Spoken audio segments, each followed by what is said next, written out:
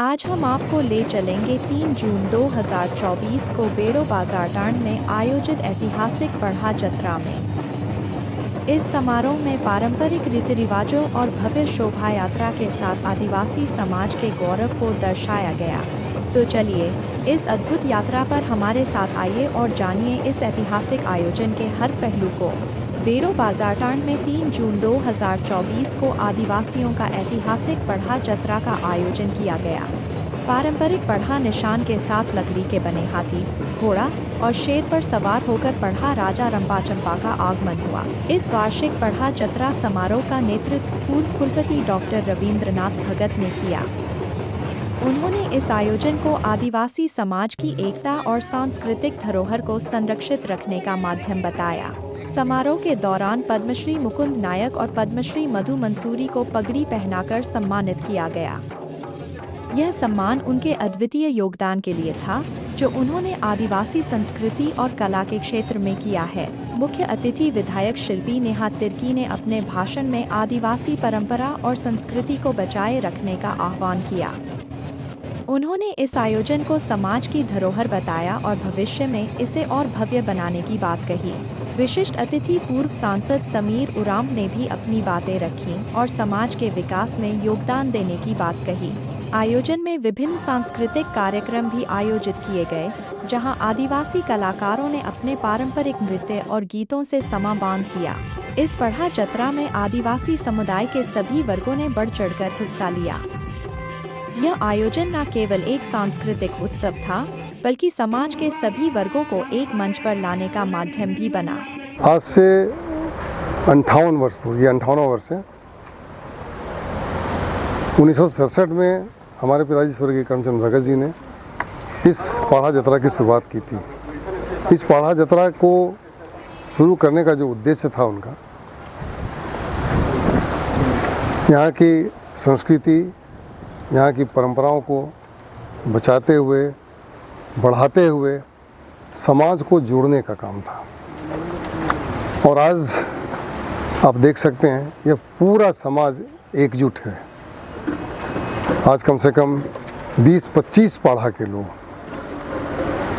शुरू करें तो 21 पाढ़ा, 2 21 पाढ़ा हैं, 2 22 पाढ़ा के लोग हैं, 4 12 पाढ़ा के लोग हैं, 10 पाढ़ा, 5 पाढ़ा, 7 पाढ़ा। तो इतने सारे पाढ़ा के लोग यहाँ पर जुटते हैं, अपना एकता का प्रदर्शन करते हैं, अपने प्रेम भाव का प्रदर्शन करते हैं और जीवन के हर क्षेत्र में एक दूसरे का साथ देने का संकल्प करते हैं। और ये सारी बातें जो हैं इस पढ़ा जत्रा के कारण संभव हो पाई है। झारखंड में यूँ तो सभी समाजों में अलग अलग नामों से यह व्यवस्था कायम है, हमारी यह स्वशासन व्यवस्था है, लेकिन यह पढ़ा जत्रा ही है जो कि उरांव समाज में आज भी पूरी मजबूती के साथ स्थापित है और तनिक भी अपने उद्देश्य से विचलित नहीं हुई। आज हम अगर एकजुट हैं, आज हमारी संस्कृति बची हुई है, तो उसमें इस पढ़ा जत्रा का एक बहुत बड़ा योगदान है। सभी लोग यहाँ पर आते हैं अपने पारंपरिक वेशभूषा में, अपने पारंपरिक वाद्य यंत्रों के साथ में, ढाक, ढोल, नगाड़ा, मांदर, झांझ के साथ नाचते हैं, गाते हैं, खुशियाँ मनाते हैं। और यही तो उनके इस पढ़ा जत्रा लगाने का उद्देश्य था। यह कार्यक्रम अपने आप में पूरी तरह से सफल साबित हुआ है। 58 वर्ष हो गए, तो इस 58 वर्ष में क्या कुछ खोया, क्या कुछ पाया? कुछ ऐसी बातें रह गई जिसमें कुछ कसक लगती है कि ये होता तो अच्छा होता और ये अभी नहीं है, मतलब कुछ बदलाव, कुछ चुनौतियाँ सामने आई? निश्चित रूप से जिस तरह से विकास की आंधी बही है, आज यह जो गांव है सड़क के किनारे है और शुरू से ही यह NH-23 हुआ करता था। पहले जो NH का जो परिकल्पना था 22 फीट या 24 फीट का होता था, आज आप सामने देख रहे हैं 4 लेन बन चुका है। अगल बगल के सड़क के किनारे जितने भी गांव थे अब धीरे धीरे उजड़ने लगे हैं। और जब गांव उजड़ता है और विकास के कारण बड़े बड़े बिल्डिंग बनते हैं, बहुत सारे पेड़ पौधे नष्ट होते हैं, तो परंपरा भी कहीं ना कहीं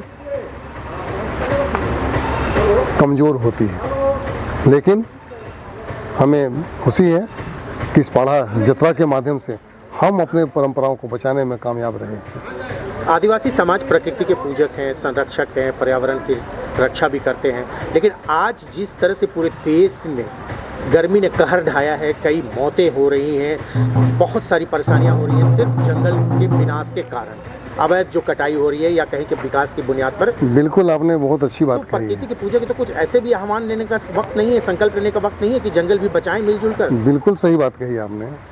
सड़क बन रहे हैं, सबसे पहला इसका दुष्परिणाम क्या है? पेड़ें कट रही हैं, और जब पेड़ कटेंगी तो पर्यावरण पर उसका निश्चित रूप से असर पड़ेगा।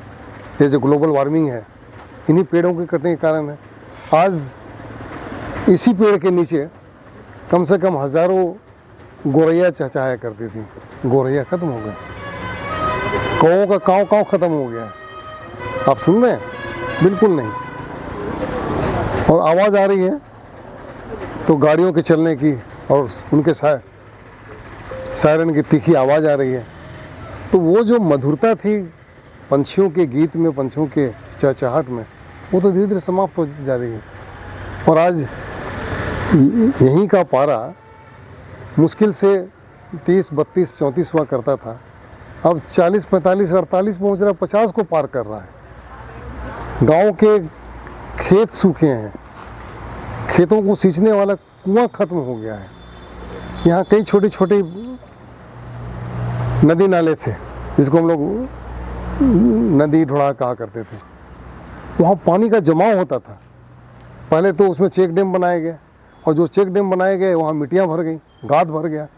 उसके जो पानी के ओरिजिनल स्रोत थे, झरना थे, सब बंद हो चुके हैं। और आज आप गांव में जाएं तो पीने को पानी नहीं है, लोग तरस रहे हैं पीने को।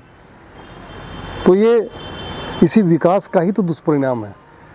और जो संस्कृति के साथ छेड़छाड़ हुआ है, आज हमारे बच्चे अपनी बातों को, अपने गीतों को गुनगुनाना भूल रहे हैं। आज आपने मधु मंसूरी जी को सामने सुना, आज आपने मुकुंद नायक जी को सुना। अब इन्हीं के माध्यम से हम लोगों को कुछ लोकगीत और नृत्य देखने को मिलता है। और नहीं तो हमारे जो युवा हैं ना, भटक करके डीजे के धुन पर नाच रहे हैं। ये क्या है? क्या डीजे के धुन में वो मधुरता है? एक कर्कश आवाज़ होती है और लोग झूमते हैं। तो यह प्रकृति के साथ छेड़छाड़ का ही दुष्परिणाम है। इसी से जुड़ा हुआ सवाल है कि रूढ़िवादी परंपरा जो है पूर्वजों के समय से जो चली आ रही है, अपनी संस्कृति है, तो जिस तरह से जतरा लग रहा है, पढ़ा जतरा बहुत प्रतिष्ठित ये जतरा है और 58 साल होने जा रहा है, तो जिस तरह से वहाँ पर हजारों लाखों की भीड़ होती है, युवाओं की भागीदारी तो बहुत होती है, तो क्या वो भागीदारी सिर्फ घूमने के लिए मेले में, या तस्वीरें खिंचवाने के लिए, सेल्फी लेने के लिए, या फिर उसके लिए भी वो पौध तैयार हो रहे हैं कि अपनी रूढ़िवादी परंपरा को भी बचाना है, अपनी संस्कृति को भी सहेजना है? ऐसे कुछ युवाओं को आप लोगों ने तैयार किया है कि उसको लेकर चलें? यह जो जतरा है ना, उसी रूढ़िवादी परंपरा का एक जीवंत उदाहरण है। लेकिन आपने बिल्कुल सही कहा, कुछ युवा निश्चित रूप से सिर्फ सेल्फी के लिए, अपने आप को, अपना प्रदर्शन करने के लिए, नए नए जीन्स और पैंट लहराने के लिए।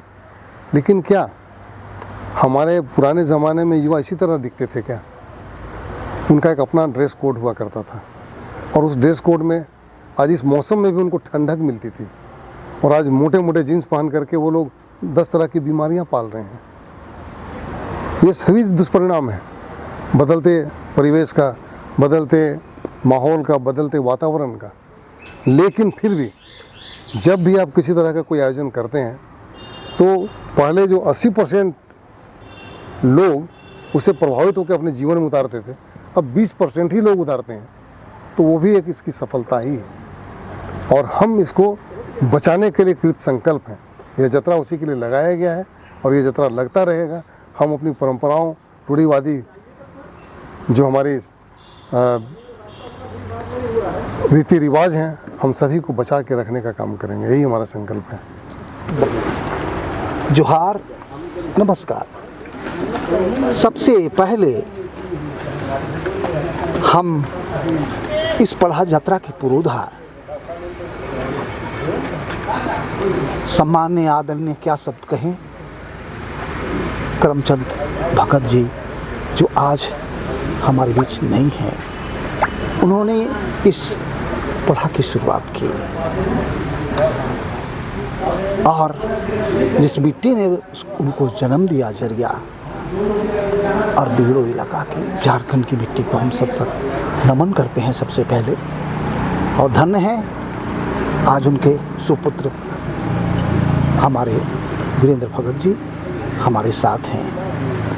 तो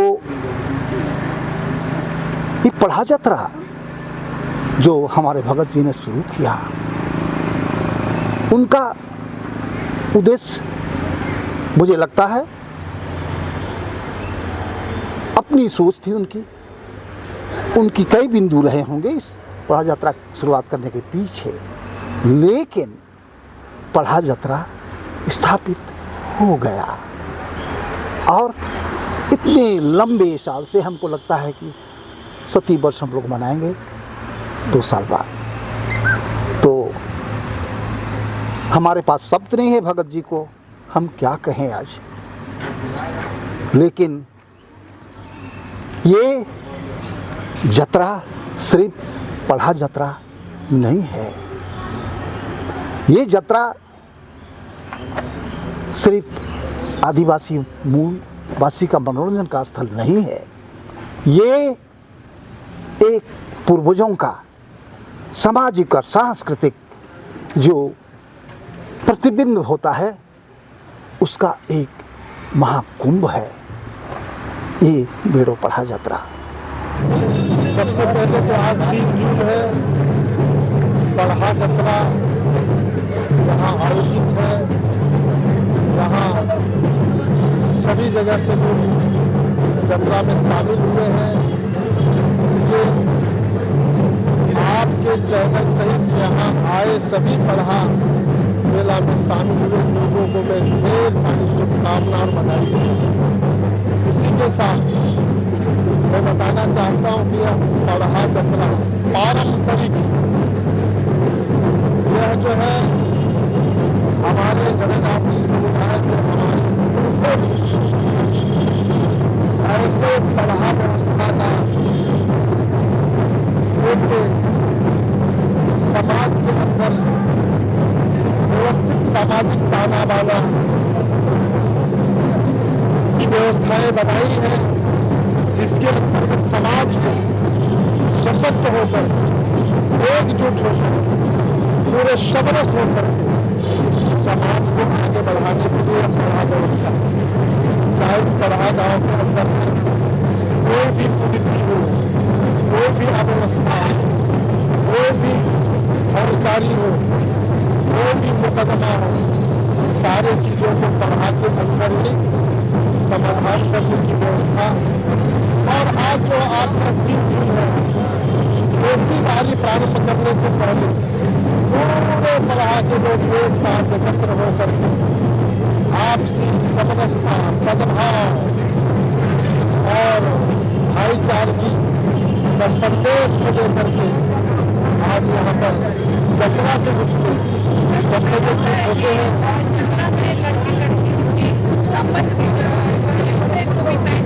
आप लोगों को ये गलत सूचना मिला है, हमारी पारंपरिक जो व्यवस्था इसमें ऐसा कोई बात नहीं है। हमारा इस पढ़ा यात्रा में समाज को आगे बढ़ाने के लिए